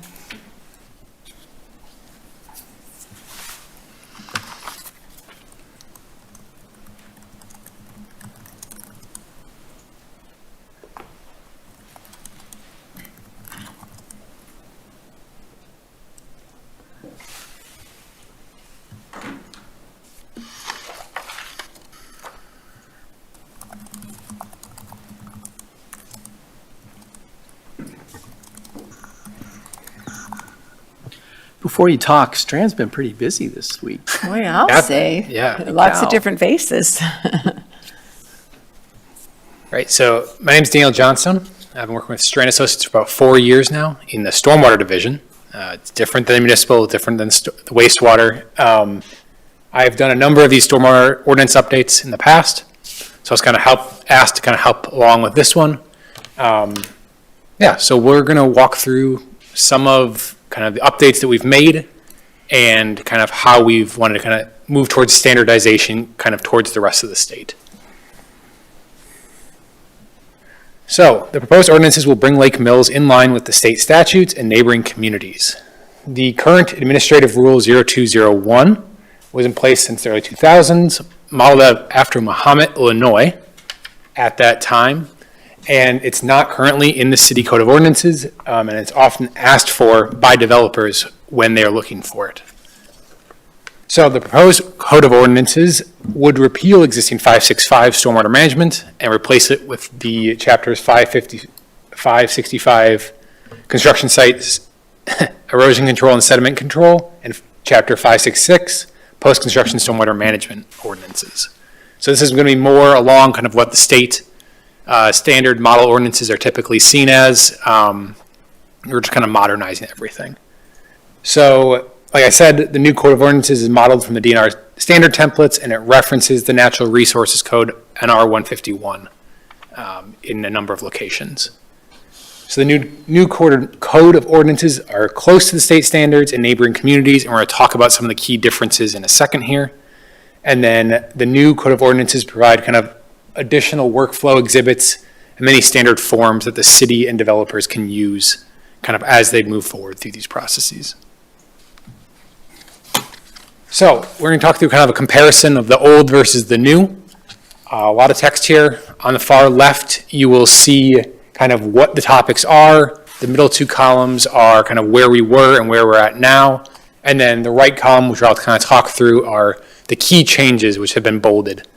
So administrative authority, it's going to be changed to the primary contact of the DPW and for reviews, permits, enforcements, the like. Applicability and exemptions, it's now become more standardized. Sizes of parcels or disturbance of 1 acre is typical now. We're just kind of standardizing that there. The technical rainfall and modeling standards, we're kind of updating precipitation information with what's out there now. We're modernizing the distributions, the quantities, all those sorts of things, and making sure that they're required during the modeling that's needed. The conveyance design thresholds, changing and updating some of the storm sewer sizing for the storm sewer itself, culverts, different things like that, standardizing things there. Then we're doing peak discharge control. This is one of the big ones where we are kind of making it pre-existing conditions to kind of where they are going to be at. The peak flows have to match. Previously, it was more restrictive than that. So let's say a 100-year event had to be a 10-year. But now it's more, we're going to go towards more of a standard approach for all of Wisconsin. This is kind of more typical of just pre to post. This is the peak flows are matching. Infiltration performance, we are requiring a number of additional things be kind of provided for this infiltration requirements. So geotechnical reports, groundwater levels, infiltration rates, pretreatment data, all becomes kind of standard requirements as a part of these submittals. And then one of the other key components is this water quality kind of update. So right now, it's 80% TSS for both new development and redevelopment. We're going to change that to, for Rock Lake, actually, the area that drains to Rock Lake, you'll see that in the packet. That area is actually going to stay at 80% for new and redevelopment. It's kind of the gem of the community. We're going to kind of try to preserve that as best we can. Then the new development for the rest of the community stays at 80%. That's a DNR standard. The redevelopment comes from 80% down to 45%. 40% is standard for the DNR. We're going down to 45% because when we reached out to the DNR about MS4 permit requirements, they told us that 45% is where the TSS will need to be in the future. So let's get ahead of that now. TSS, what's that? My apologies. Total suspended solids. It's the solids that are in the water after it runs off the roads and the grass and all of that. So there's particles that get picked up. They've been suspended. 80% of that treatment, 80% of that has been removed. 40%, 40% has been removed. Typically, the higher the TSS percentage, the larger these basins become. So an 80% is quite achievable when you have an entire site development, right? You have a neighborhood that you have to build. Well, you know you have to do that stormwater management. But if you have just a small little site that needs to be redeveloped, typically 80% can be more difficult. And I'm not saying that we're getting rid of it, but in certain areas, we are minimizing that. Also, typically, the peak flow reduction requirements tend to drive, if you meet those, you can typically meet the TSS reduction requirements pretty easily. So these are the main changes. Do you have any questions on this before I kind of continue? I do. Yeah. So in about the middle of the table, conveyance design thresholds, just to make sure, oh, no, sorry. Technical rainfall and modeling standards. Yeah. I mean, that seems to be pretty important because it seems like I often hear, what we used to think of as a 100-year storm is happening every 10 years or Right. something like that. So is that part of the goal here is to be referencing the most current data? Yes, I and will and kind models of, in design? I will say that the current data, NOAA Atlas 14, is still, doesn't necessarily take kind of climate change into account. It doesn't project into the future. It stays as kind of historical data to this point. NOAA Atlas 15, which is kind of the next step, is going to look at the future of rainfall as well as kind of using historical data. So they'll try to predict the future. And at that point, I think there's going to be a lot of changes that kind of come along with how do municipalities want to proceed with that. Some communities I've heard really would like to use more of a kind of a advanced number, and then others not. So that'll be in the future. But this at least brings it up to the most current data we have now. Okay. And then my other question, I guess, slash comment on the last line. So MS4, that's for a permit that's needed for a municipality that's 10,000 population or more. We're at about 6,800. I guess our current projections, that could be, 30 or 40 years from now. Absolutely. Depending on, unless we have some unexpected high growth. So, but still, I think your point is important that it positions us to be in compliance with that once we would get to a 10,000 population. Right. And the easiest way to meet those requirements is through development. You can go back in and retroactively put in ponds as much as you want, but those are expensive. Those are your own projects that you have to do out of the city's pocket. But development is already coming, so you might as well make sure that your requirements are going to help you in the future. So yeah, you may not hit that threshold for a while, but when you do, it's going to be a lot nicer to not have to try to catch up on all the missed pollutants that you've kind of gone away from. So the standards would already be met on the sites that we're regulating moving forwards. Exactly. Okay. So just to clarify, when you hit MS4 status, you have to retroactively come into compliance. So it's not like a standard that's going forward that something must meet. You must remediate anything from the past to bring it up to the standard that's set for MS4. So by incorporating the requirement now, it resolves easier, that yeah. potential issue in the future. Would we have any remediating to do now? I don't Like- believe so, Okay. no. Because we've had a pretty strict ordinance. Correct. Yeah. Yeah. Greg Waters. With Lake Mills being a lake community and it's part of our name. Yeah. Rock Lake is pretty important to the community and people take pride in keeping the lake clean.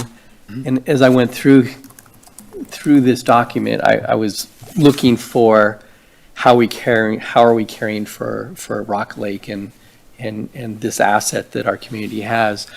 Can you kind of highlight that as you go through this a little bit more, maybe that would point out that this is how we're protecting our lake with our stormwater management system?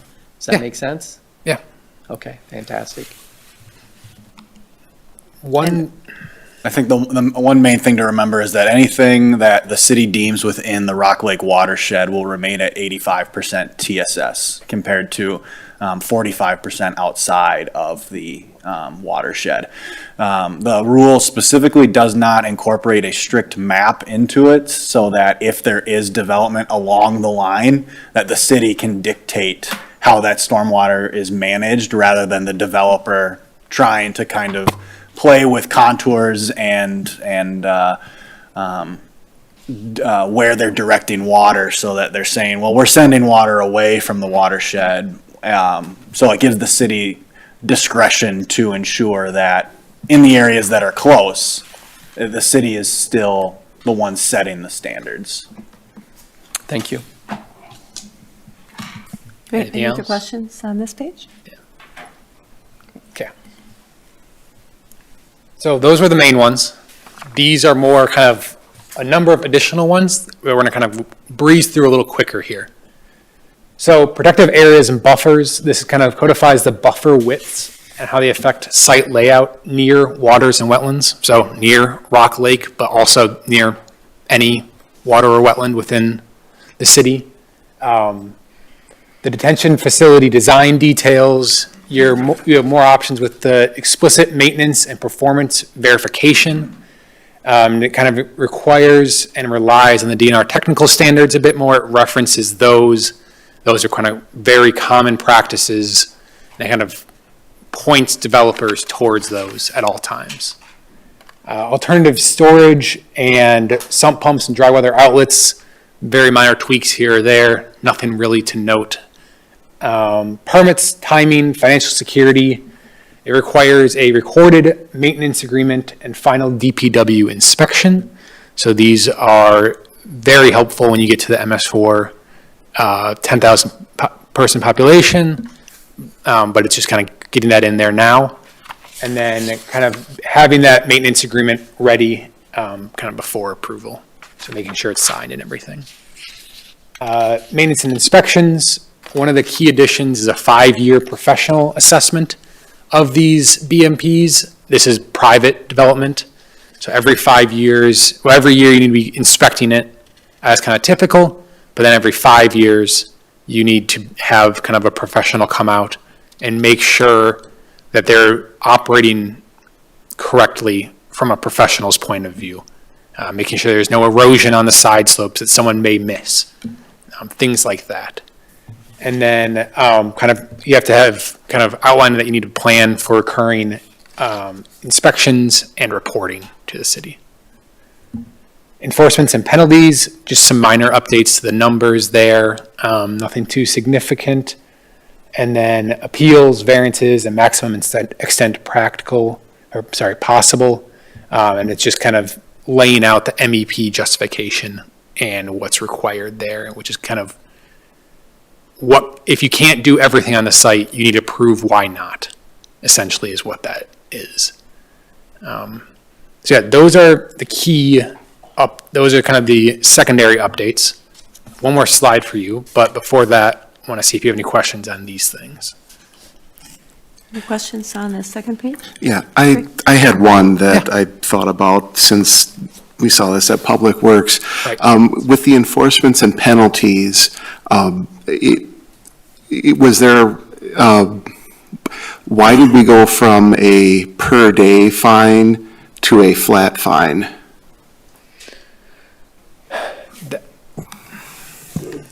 That is just a more standard approach. Okay. If you would like to look into that more, it certainly could be possible, but it is more of just a standardization with what is typically seen across other municipalities. Oh, thank you. And I wasn't looking for anything super in-depth, but, and it should be added that both the old and the new also contain the plus costs, which is probably the most important part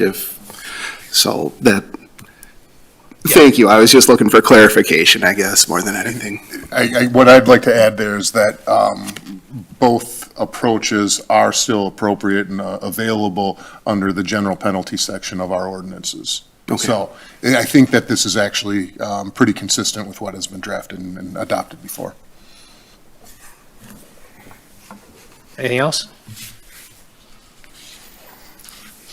So this is just a slide of kind of comparison with other communities. And I think what you all have is, I think it says exempt instead of NR 151 requirement.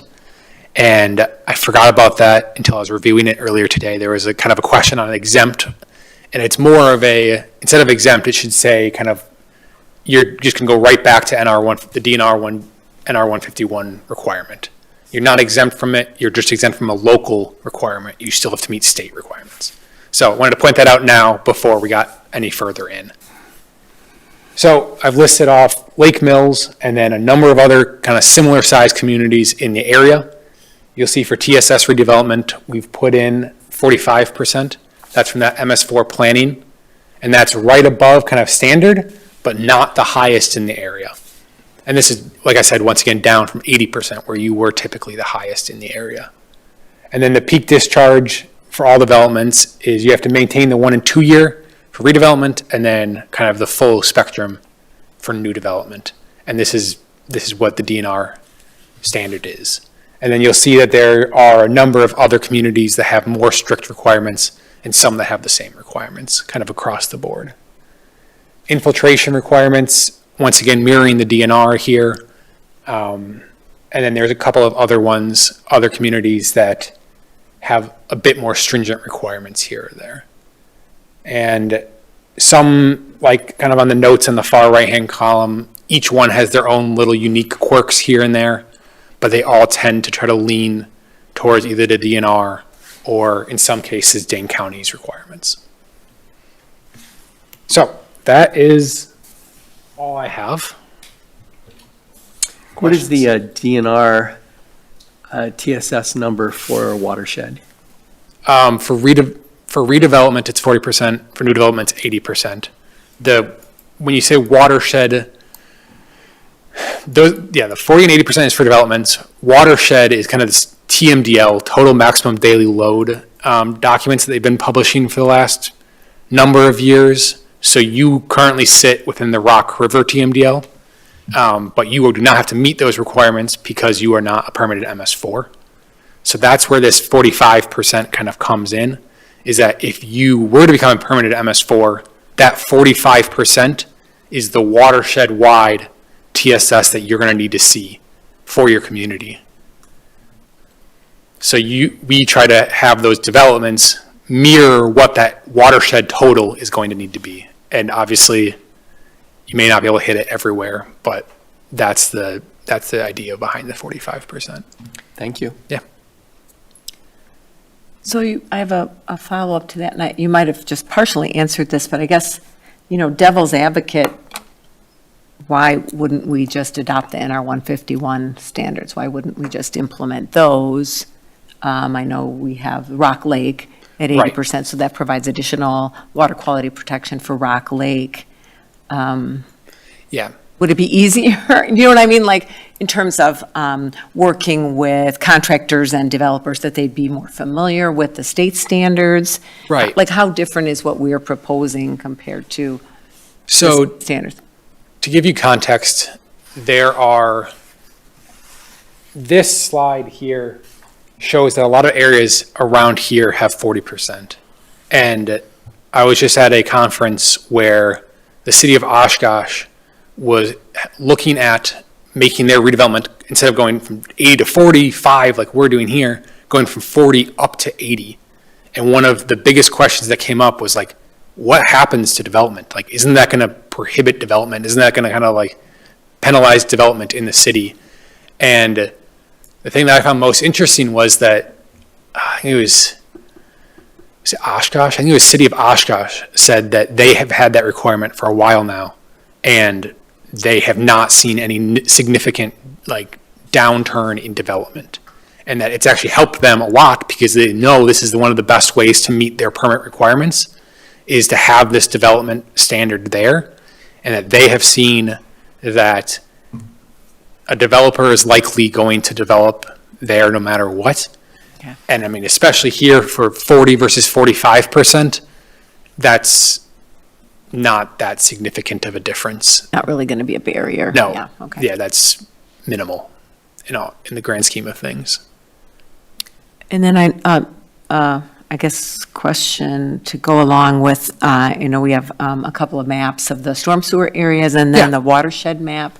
Approximately what percentage of our land in the city limits is in the Rock Lake watershed? It's hard for me to estimate looking at the map. It looks like maybe 25% if I would just visually look at that. But I'm just curious because it is, as you said, Greg, and I appreciate you raising this, that's our jewel. We want to make sure we're protecting it, but also want to make sure that people don't misunderstand that, large parts of our city don't drain to the lake, and so they would be subject to that lesser requirement. I'm not connected to Wi-Fi right now, but I mean, as you can see ahead of you, it's about I don't have exact numbers for you, but like you said, maybe 25%, maybe a little less. But I think one of the key things there is that it's mostly built out on the western side, and it's mostly kind of residential. So the redevelopment standard, we wanted to put that 80% in there in case something comes in, but it's really most likely, most of the city's redevelopment is going to happen outside of that watershed. So there really isn't going to be that much of an enforcement in that area because it's likely not a lot's going to happen there. But we wanted to have that there just to kind of protect the watershed if something were to come in. That makes sense. And I'm looking at the map, we'll be subject to that and our Sandy Beach Park redevelopment, right? Because that would be within the watershed. So we'll need to take, meet those higher expectations to protect the lake, which is part of why we're doing it. Right.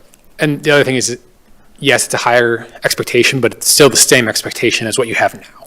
Right, yeah. So you're not making it harder for like pre to post. This is what you always had to do. Right. But in Right. other areas, you just relaxed it slightly. Yeah, thanks, Dan, for Yeah. clarifying that. So this is just the first reading tonight. Are there any other questions for Dan this evening? Okay, if not, we'll move this to second reading at our next meeting. So we have several items that have moved to second or third reading. This concludes our council business for this evening. So other than those, anything else, Drake, that you're aware of for future agendas? Not at this time, no. Okay. Any other announcements or recommendations from council members? Mary? I'm curious when we may have an update on the parking monetization ideas, and then also any proposals on the level B planning, decommission planning, like update on what the plan of attack is for that and what you're uncovering. Not that they're on for the next meeting, but those are just two that I would be interested in short order. Sure. A few months. So Sandy Beach Park related items, right? Yes, Yeah. yes, Mhm. yes, thank you. Okay, and I believe the next meeting is Greg Waters' last meeting as a council member, so we will look forward to working with you at our next meeting, and it's 3 weeks away because this is one of those months that has an extra Tuesday in it, so if there's no further announcements, then I will call this meeting adjourned. Thank you, everyone.